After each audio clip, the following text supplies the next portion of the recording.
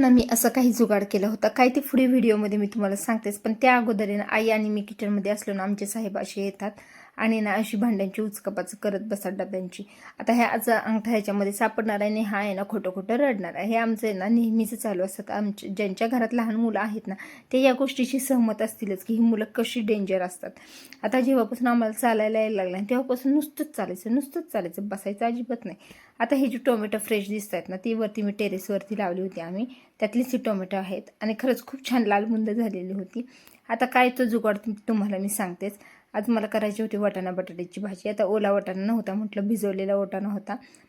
तर इकडं मी ना वरणासाठी डाळ उकडून घेतली आणि त्याच्यामध्येच आहे ना वाटाणा उकडून घेतला आणि बटाटा उकडून घेतला. आता आहे का नाही जुगाड, एका ह्याच्यामध्ये 3 गोष्टी माझ्या शिजून झाल्या. थोडं का होईना गॅस वाचला. आता भाजी करायची होती मला. इकडे मी कांदा छान परतून घेतला, त्याच्यामध्ये टोमॅटो टाकले, आलं लसणाची पेस्ट टाकली. आता बघा पुरी भाजीसाठी तुम्ही ही भाजी करणार असेल किंवा नॉर्मल जरी भाजी करणार असेल ना खायला ही खूप छान लागते उकडलेल्या बटाट्याची भाजी.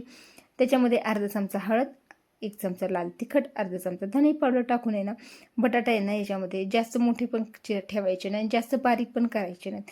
आणि त्याच्यामध्येच ना तो बटाटा छान परतून घ्यायचा आणि त्याच्यामध्ये आपल्याला जो शिजवलेला वाटाणा आहे ना तो त्याच्यामध्ये टाकून द्यायचा. खरंच भाजी खूप अप्रतिम लागते. अशी भाजी तुम्ही नक्कीच ट्राय करा.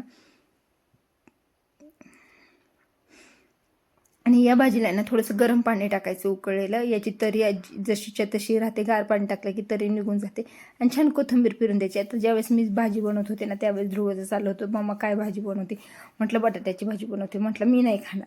म्हटलं चल तुझ्यासाठी ये ना मी बटाट्याचा पराठा बनवते, चालतंय का. तर हो म्हटलं हो, बटाट्याचा पराठा बनव. मग त्यासाठी मी इकडं पराठा बनवत होते. तर मी ज्यावेळेस पराठा बनवते होते ना त्यावेळेस त्याचं किचनमध्ये असं येऊन जाऊन चालू होतं, अरे ही बनवते का नाही पराठा, नक्कीच का भाजी चपाती खावी लागते.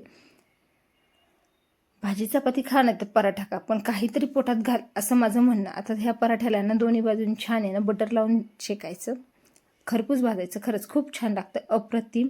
किंवा तूप पण वापरू शकता तुम्ही. चला व्हिडिओ आवडला असेल ना लाईक शेअर सबस्क्राईब करा आणि अशाच व्हिडिओसाठी फॉलो जरूर करा. बाय.